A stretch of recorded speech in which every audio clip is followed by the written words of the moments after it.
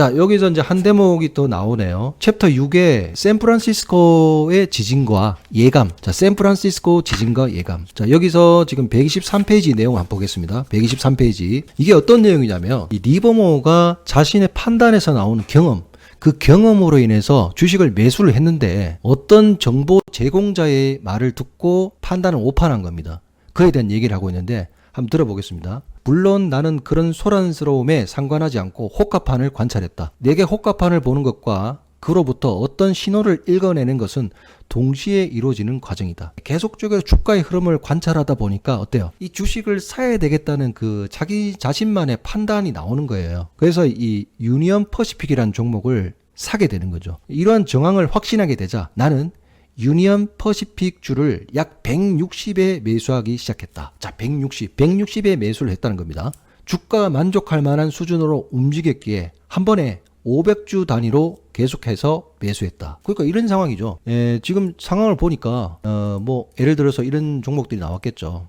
HMN 같은 종목이 이 종목도 이제 코로나 때 굉장히 효자 종목이었죠. 효자 종목이었는데 지금 리버모어가 하는 얘기 이겁니다. 주가를 지금 살펴봤더만 돌파가 나오더라는 거죠. 직전 매물대를 돌파하면서 주가 모양이 심상치가 않더라는 거죠. 그래서 나는 어때? 눌림목에서 160에 유니언 퍼시픽, HMM으로 지금 비유해서 얘기를 하겠습니다. 유니언 퍼시픽 주를 160에 샀다는 거죠. 그래서 주가의 모습이 지금 어때요? 다시 돌파가 나오니까, 내가 돌파 눌림목이 나오니까 다시 500주를 더 샀다는 거예요. 내가 수량을 늘려가는 동안에도 주가는 급등 없이 점진적으로 상승했다. 그러한 주가의 움직임은 나를 매우 편안하게 만들었다. 왜냐하면 내가 매수했던 그 단가 위에서 어때요? 평균 단가가 올라갔다는 거죠. 그게 리버모어의 마음을 편안하게 만들었다는 거죠. 그러니까 본격적으로 이제 어때요?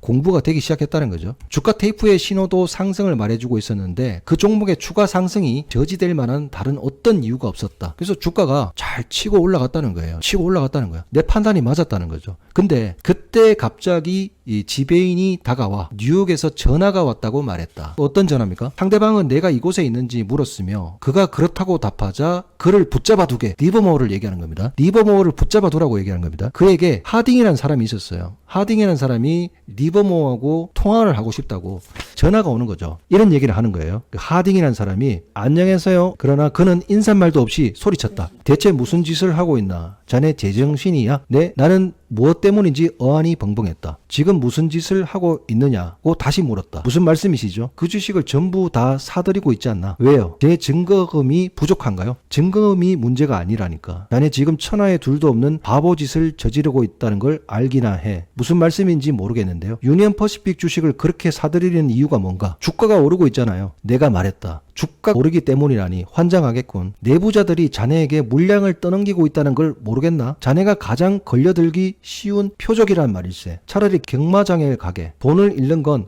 마찬가지겠지만 재미라도 있을 것 아닌가. 제발 더 이상 그들에게 놀림감이 되지 말게. 저를 놀림감으로 만들 사람은 없어요. 그 주식에 대해서 누구에게도 말하지 않았거든요. 그러니까 무슨 얘기하는 겁니까? 내부자들이 지금 물량을 떠넘기고 있다는 얘기죠. 하딩이라는 사람이 전화가 와서 리버모어한테 미쳤다고 얘기하는 거죠. 이 내부자들이 언제 지금 폭탄 매물이 나올지 모르는데 그 주식을 계속 사고 있으니까 미쳤다고 얘기하는 겁니다. 그러면서 이제 어때요? 정리를 하라는 거죠. 정리를 하라고 얘기하는 겁니다. 근데 왜 거기에서 리버모어가 흔들릴 수밖에 없는지. 에드 하딩은 매우 영리하며 비상할 정도로 정보에 밝고 진짜 친구이며 사심 없는 친절한 사람이었다. 게다가 그가 중요한 정보를 들을 수 있는 위치에 있는 사람이라는 것을 나는 알고 있었다. 그러니까 정보에 매우 밝은 사람이죠. 그러니까 뭐 증권사에 리서치 센터장 같은 사람이 전화 온 거예요. 여러분한테 전화가 와서 HMM을 내 판단에 의해서 피라미딩을 하고 주가가 잘 올라가고 있는 와중에 내 판단대로 하고 있는데 어떤 정보센터에서 전화가 와가지고 리서치 센터장 같은 사람이 전화 왔어야죠. 그리고 막 얘기를 하는 거죠. 미친 거 아니야? HMM을 사고 있다고? 내부자들이 다 넘기는데 그 얘기를 하니까 흔들리는 거죠. 유니언 퍼시픽 주식을 매수할 당시 나는 주가가 큰 폭으로 상승했을 때 함께 나타나는 움직임이 있음을 확인했다. 주가의 행동에 관한 수년간의 연구와 경험을 통해 알 수 있게 된 것이다. 그러니까 자신의 경험대로 자기가 판단을 내렸는데 다른 사람이 이제 개입을 한 거예요. 판단력이 흐려지는 거죠. 그래서 어떤 결정을 내렸냐? 급기야 결정을 내렸습니다. 유니언 퍼시픽 주식을 모두 정리했다. 정리를 한 겁니다. 제3자의 충고를 듣고 포지션을 정리한 거예요. 그와 동시에 매수하는 것이 현명하지 못했다면 공매도하는 것 또한 현명하지 못한 것 아니겠냐고 생각했다. 이제 외부의 이 정보를 가지고 이 매수 포지션을 갖고 있었는데 이제부터 공매도를 친 거죠. 그래서 보유 주식을 모두 정리한 후 4,000주의 주식을 공매도했으며 그 주문의 대부분은 162부근에서 체결됐다. 환장하죠. 환장해. 예, 주가가 올라가고 있는 상황에서 공매도를 친 겁니다. 지금이죠. 예, 공매도를 쳤어요. 그 다음날 유니언 퍼시픽 이사회는 주당 10%의 배당을 선언했다. 배당을 10%당 배당을 준다는 그 기사가 뜨면서 호재가 나온 거죠. 호재가 나오면서 그들의 배당 선언은 궁지에 몰린 도박사들의 필사적인 책략과 너무 유사했기 때문에 처음에는 주식시장에 누구도 사실을 믿지 않았다. 전례가 없는 10%의 배당 소식을 듣는 순간 나는 경험에서 우러나오는 소리를 무시하고 정보 제공자의 목소리에 귀를 기울인 것의 대가가 무엇인지 분명히 깨달을 수 있었다. 여러분들 많이 경험했을 겁니다. 여기서 여러분들의 판단이 경력이 얼마 안 되신 분이라도 아마 이런 경우를 겪었던 분이 아마 계실 것 같아요.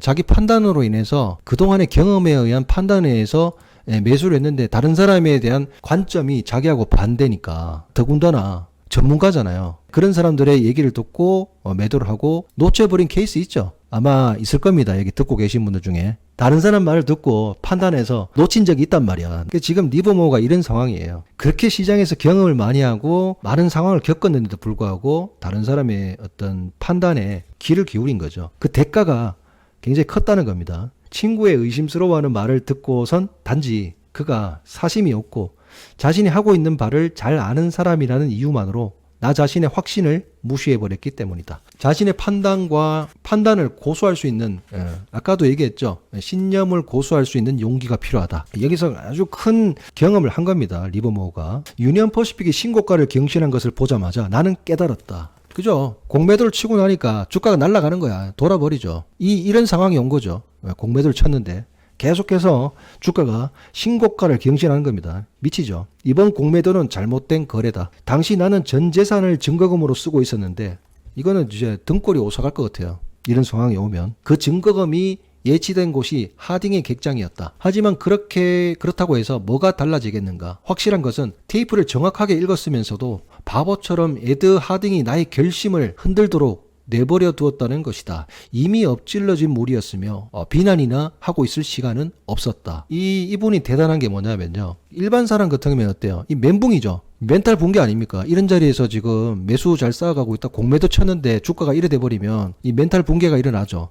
근데 어때요? 예, 결정을 내립니다. 주가 테이프에 따르면 추가 상승도 가능했으므로 걱정하지 않았다. 여기서 공매도했다가 이제 실패를 받았는데 다시 매수를 했는 거예요. 이게 좀 너무 멀리 나갔나?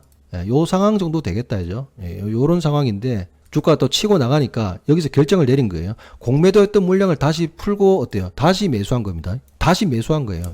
이렇게 하기가 쉽지가 않죠. 다시 추세에 편입을 한 거예요. 자, 그 얘기를 하고 있는 겁니다. 하지만 일부 물량은 172와 174까지 이르렀어야 체결됐다. 체결 내역을 확인하는 순간 지금 매수 주문을 낸 겁니다. 하딩의 간섭이 내게 4만 달러의 손실을 입혔음을 알았다. 신념을 고수할 수 있는 용기를 지니지 못한 자가 치르는 대가치고는 아주 싼 것이었다. 수업료죠.